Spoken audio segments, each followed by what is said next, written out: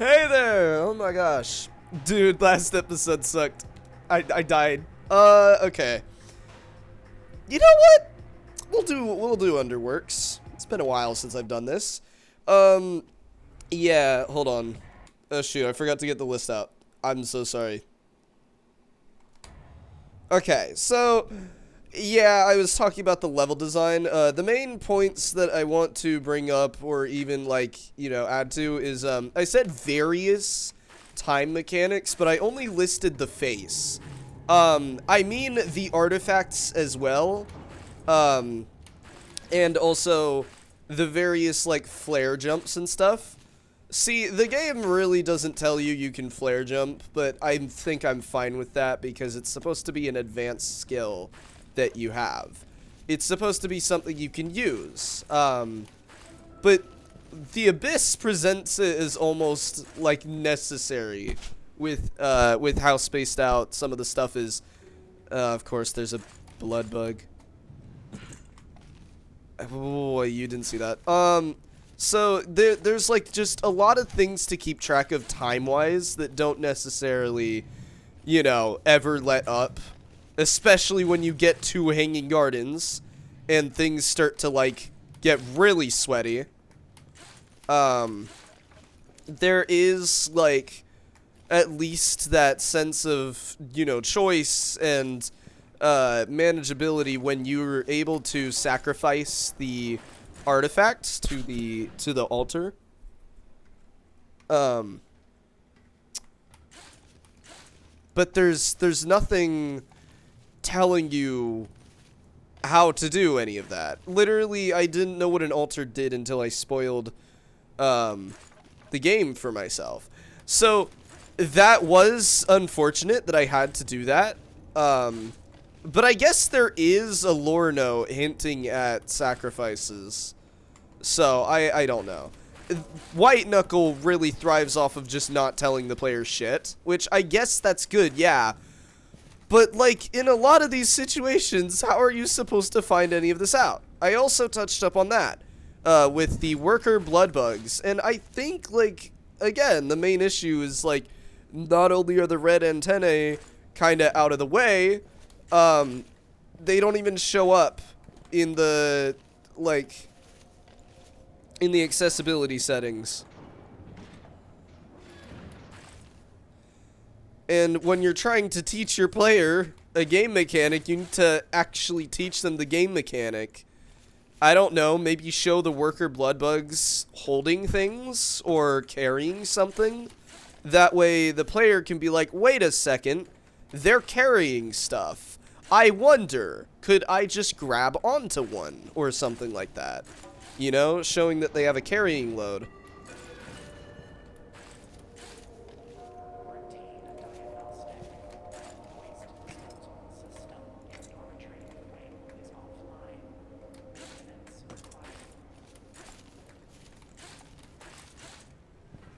And that's like one of the ways you could do it. With all of the time mechanics, I don't think there's a way to like change that. And I do think that the artifacts and face are a good challenge, but then you start to add in the barnacles, then you start to add in the worker blood bugs, then you start to add in the whales or whatever they're called.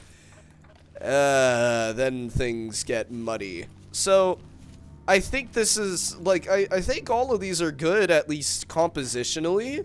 Like, I can understand having all of these at once, and I do kind of like the challenge. But for literally any new player to look at this level and go, yeah, I can beat that, it's impossible. There's so many things to do here and so many things to master at once that it's just not viable at all. Now then. Whoa, okay. Now then, we need to talk about, like, we need to talk about, like, the hard mode game mechanic where there's two faces in Hanging Gardens. I haven't gotten, like, too far in hard campaign. But I saw a clip online, again, spoiling the game for myself. What the fuck? I genuinely can't get behind that decision because most people who get that far in hard mode don't care about phase. Like, to make it harder, I would have either removed sacrificial altars, or something that's a little more balanced. Have more barnacles show up. That way they actually have to kind of slow down and think about where they're gonna jump. Because, like, honestly, if I'm gonna be honest, okay, I just said honestly, I can't, like, okay. If I'm gonna be honest, barnacles are your main enemy, in this game when it comes to the Hanging Gardens. I have died, I don't know how many times, to them. But at the same time, they can also help you because they drag you up. And that leads to itemless recoveries, where you just use them and then hammer them at the end. So it is a sort of balance there with that. And that's why I like having the barnacles there. But you put the barnacles with the blood bugs, with, oh, and I didn't even mention, like, the jump pads. They're fine, actually. I quite like how it's set up because there is an indicator that you can do that. Oh, I gotta do the thing from last time. Hold on. Yeah, I still didn't know you could grab onto that.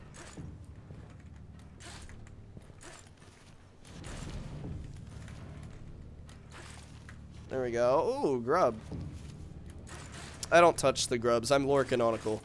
So we have the we have all of these new mechanics.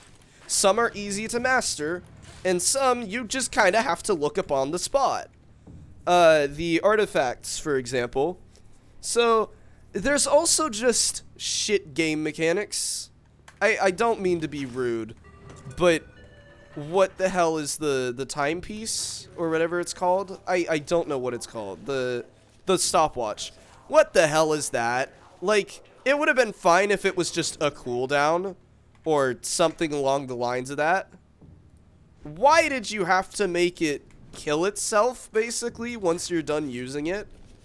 Like, why is that a one-time thing that you kind of have to space out to ration out? It's not like it's that powerful either. It's probably the bottom of F tier for me when it comes to Abyss artifacts. Like, in terms of artifacts, you have so many other options that are way better. Ooh. Let's do last miss.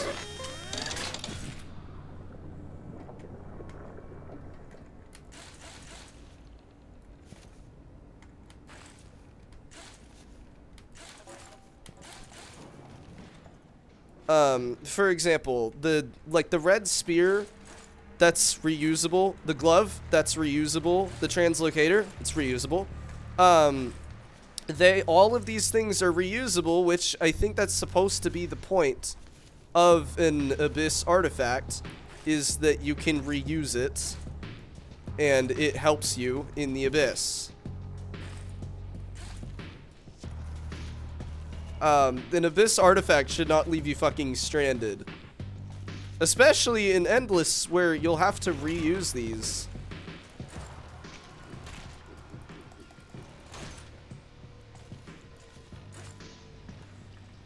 Come on, man.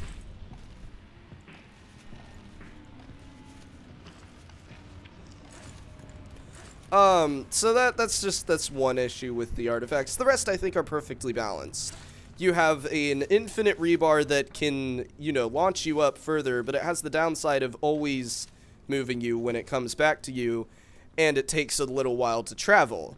And you can't infinitely gain height using the little, you know, mechanic of, like, getting height when it comes back to you.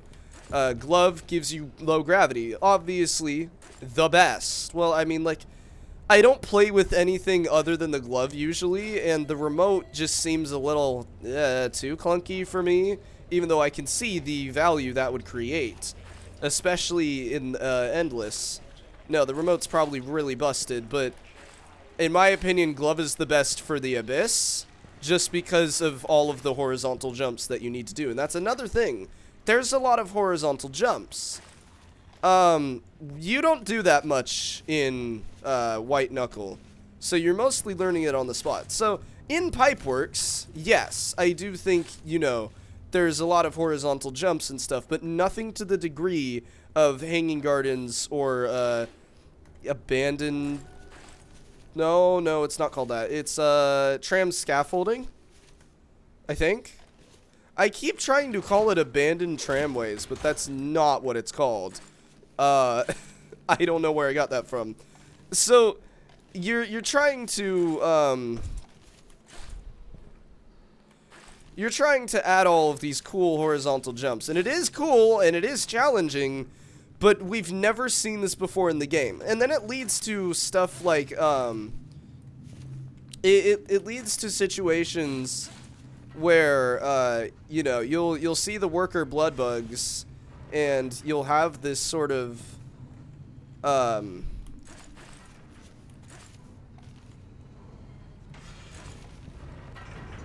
you'll have this sort of like confusion as to where to go, because, you know, you can't go forward, obviously.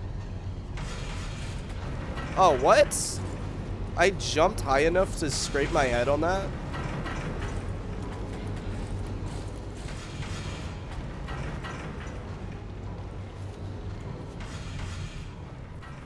And, like, unlike with introducing other game mechanics, like face, or even the flare gun, it's not straightforward what to do, especially when you know you can't make that jump. Usually, White Knuckle is the best puzzle game in any parkour game I've ever seen. Most of it is, how do you go here? How do you get past this section? I'm probably doing suboptimal in this room, because somebody already figured out a better way. It's that kind of puzzle game that it turns into. And, like, that's why the Steam works, specifically, is it forces you to rethink your path, while also not being too much of a threat to the point where you're like, why is this here?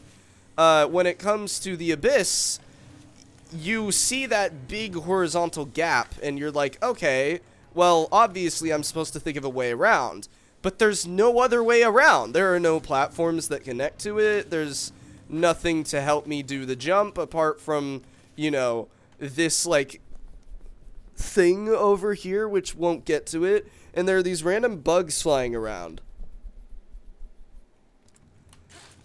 You've never been able to grab a worker blood bug before this point. And there's nothing telling you that. Then we get to face. Face, I think, is okay, as I mentioned in the last video. I think, you know, could be a good, like, game mechanic. There's just a few things I would change. A few things. Firstly, God, why does she aggro so much? Now, I know that Face is probably a creature. I don't know why. I've always just assumed Face was a she. Probably because of the face looking somewhat feminine. That's gonna be a meme forever. If somebody sees that, somebody's gonna fucking clip that. Yeah, no. But, like, literally, I don't, think...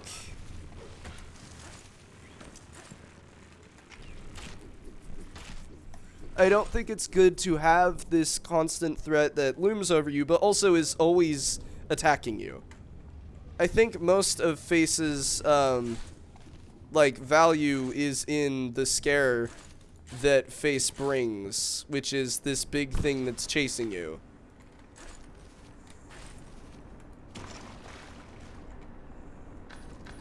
And Face is really good at delivering that, and I really like the introduction because it's just sudden, there's nothing said, and then when Face locks onto you, there's that growl, and you start to see it come towards you. And there's the natural, you know, idea, there's the natural sense that you just gotta keep moving. You gotta go. Profit motive is busted. I really don't care what anybody says. Profit motive is so fucking busted.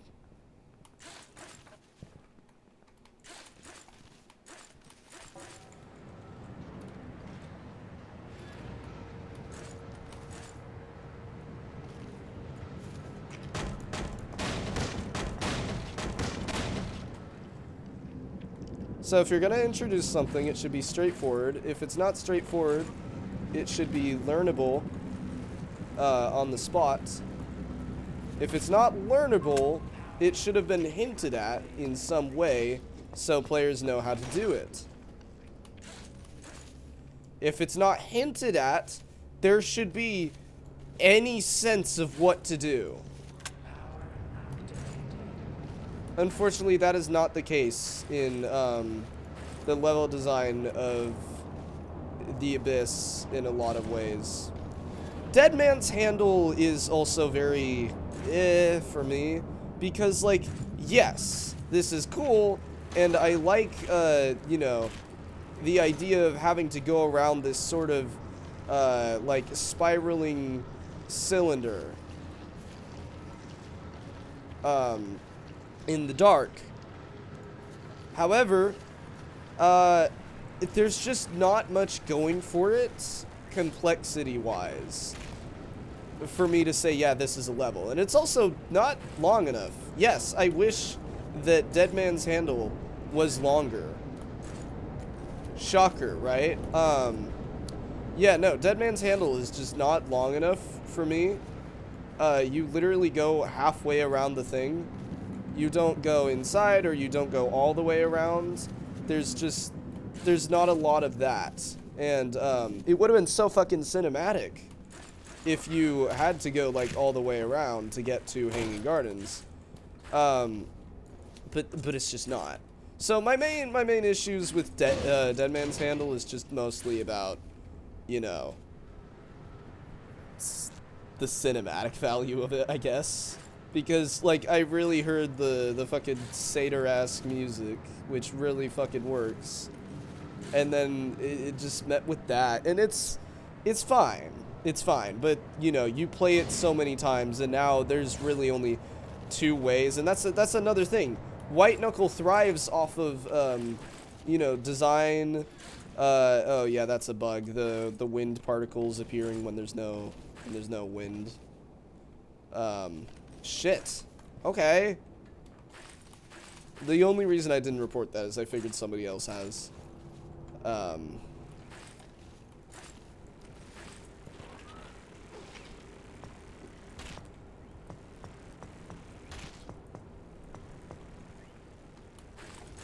honestly, I think Dead Man's Handle is, like, super freaking easy with the translocator as well.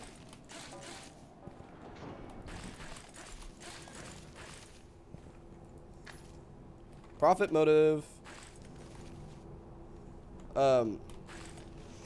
What? How was I able to do that? The goat, Mr. Dododo. Oh, I even got a best climb.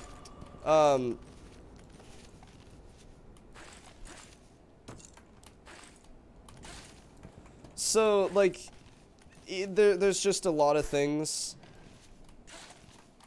Conceptually, I like the Abyss.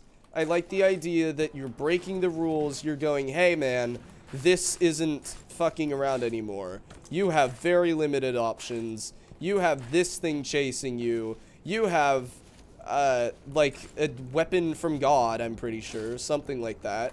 And you have no mouth, but you must scream, you know? Ooh, I got to break room already. Let's not do what happened last time. let's not do that. Oh!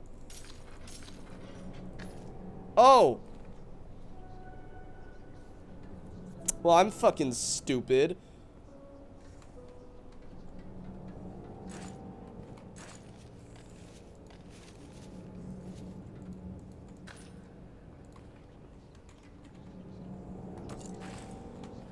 Okay, just in case. Just in case. Paging Dr. Beat. Fuck. Okay, well, now that we're done with that, that one was really long. Alright. Let's just talk about White Knuckle in general, because this is one of the, like, this series kind of sounds a little clickbaity now that I realize, because it's White Knuckle rants, but I'm not talking about White Knuckle. So let's talk about more about White Knuckle in general. Good game, as I said. I really like a lot of the game mechanics here and how it presents them. It's fun. Everything flows in a way that makes sense.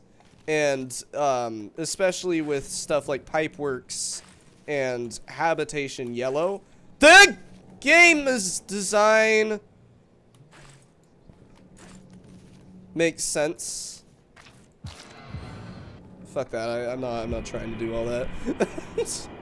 Oh, we got the remote. How nice.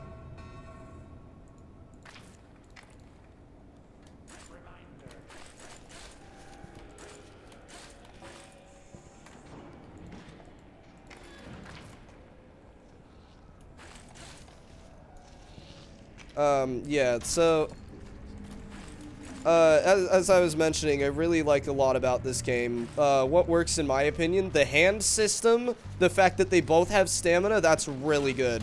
That's golden. I fucking love that. Holy shit.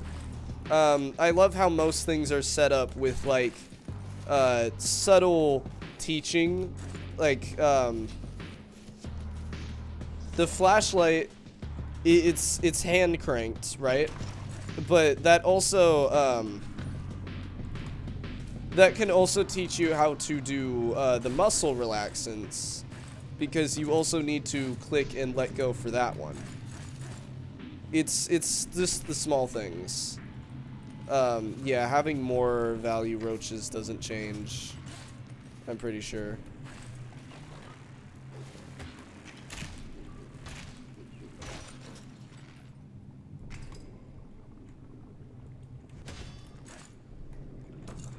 Are you fucking kidding me?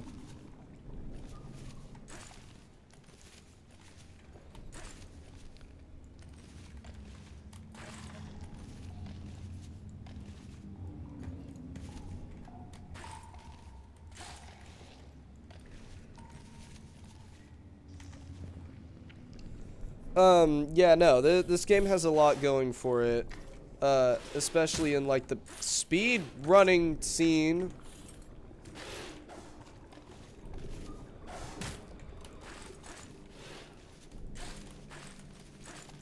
Because, like, look at what I'm doing right now with a profit motive.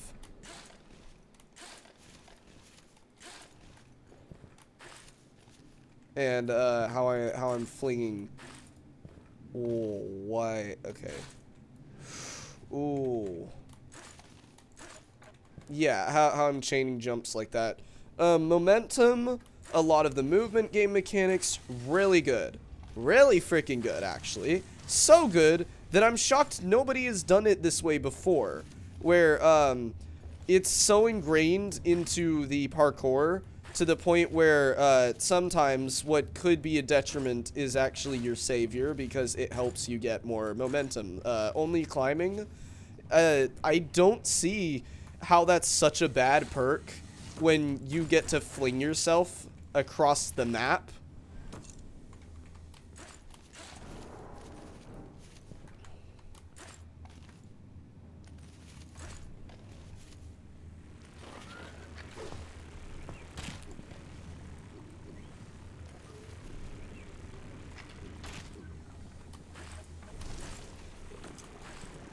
That was risky as shit.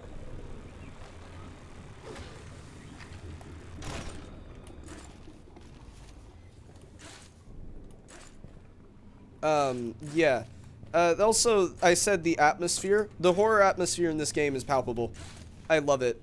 Best indie horror. To ingrain the game mechanics into it as well. Because, like, when you get perks, you're not just leveling up. You're stabbing a needle into your hand.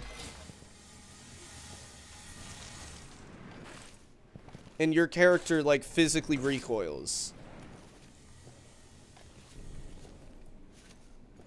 There's not just a time limit, it's a biomass, or a class 7 fluid, whatever that means, that's, you know, coming to eat you alive and make you part of it.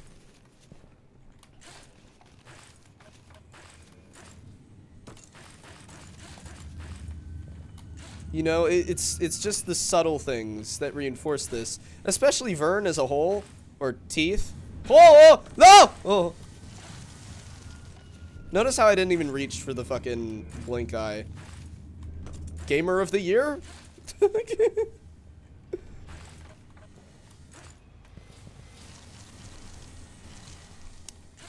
Guess that was nice. He was blowing my hair. So there's a lot that works, but there's a lot of bad perks too. Piton Enthusiast!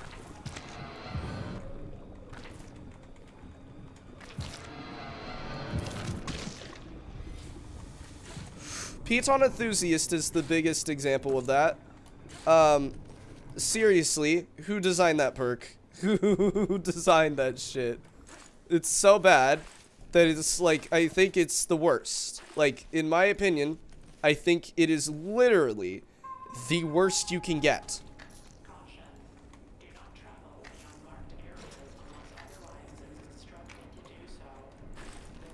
Wait, why would I drop that? No.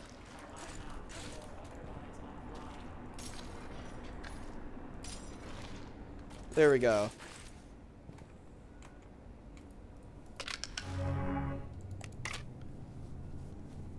Steadied stance is good. Same with Unstoppable Conviction. But the only issue with Unstoppable Conviction is that it's like, you don't know how much jumps you have. And it's much better to just have a double jump that's reliable instead of, you know, looking for all the food. Like your queso or something. Ooh. Thank you.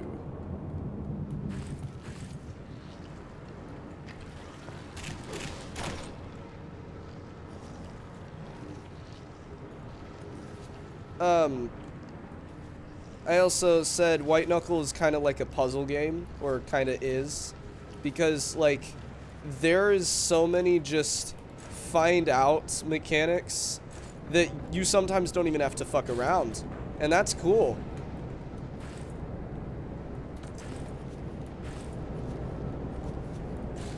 The audio design, that's another thing.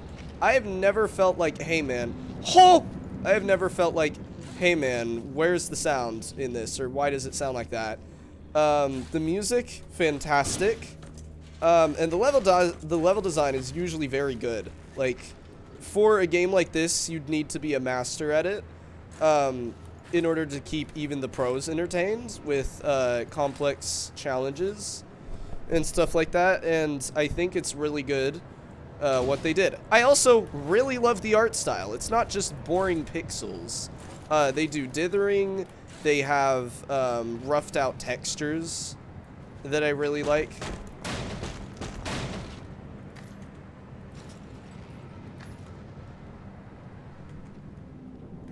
We're gonna try the mother strat here, because I think holding it in your hand counts.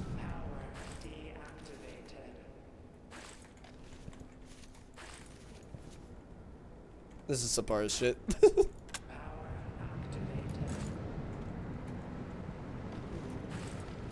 And then also the lore, really fantastic. It's so good. This game, so hype.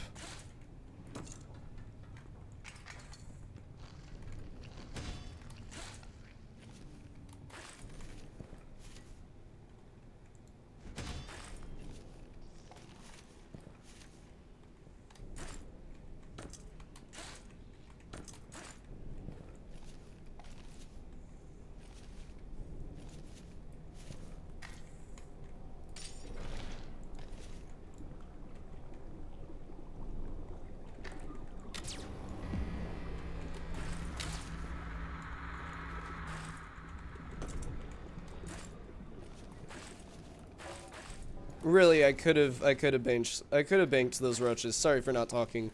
That was a really stressful part. Okay, so now that we have that, okay, so this game reminds me a lot of a few other games. I'm gonna go through that right now. Especially with the parkour and, like, just the general thematic sense of it. I have to hark back to Ultra Kill, which is strange because Ultra Kill doesn't have anything with climbing, right? But a lot of the weird fucky, like, momentum reminds me of Ultra Kill and how most of those, like, game mechanics are abused or taken advantage of in order to save time and do various weird-ass things that I don't think even Hawkita prepared for. Also, the speedrunning scene being clinically insane when it comes to the strats. Like, you're telling me you can just zip up to the top of a room in 2 seconds in this game because you did 2 things. Oh, back strengtheners, actually.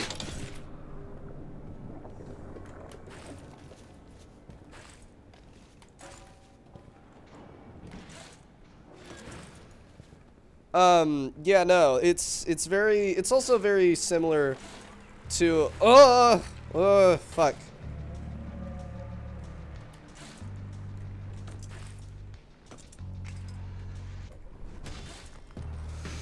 Oh my gosh.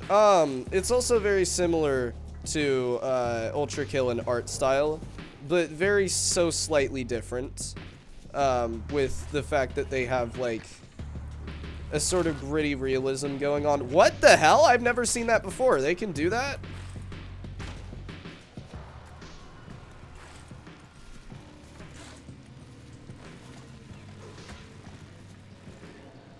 Wow, that blood bug's coming to me with a vengeance. Coming to get me, not coming to me. Shut up. Okay, so, we gotta get to the next topic, but I need to look down at my phone. Shit. Alright. Oh my gosh. Oh yeah, who made White Knuckle? That's a really interesting thing to go off of, because I saw like 2 interviews total, that I think it was DreadXP had with, the developers of White Knuckle, because I think Dread is the publisher. I don't know the situation. But yeah, no, there's like 3 people in Dark Machine Games. There's Quinn, Holly, and then, I'm so sorry, the other guy. I forgot his name. But yeah, no, Holly apparently doesn't touch grass. That's what I've learned from this community. It's not, hey, here's how to do, ah! Yeah, no, I probably should have just used the remote. I don't know why I didn't. Yeah, no, so the fact that I have to leave on Holly doesn't touch grass, I think it's a sign, you know? The Dark Machine themselves came and like made me sold. Yeah, no, that's okay. Alright. I love you all. Mr. Dodo out.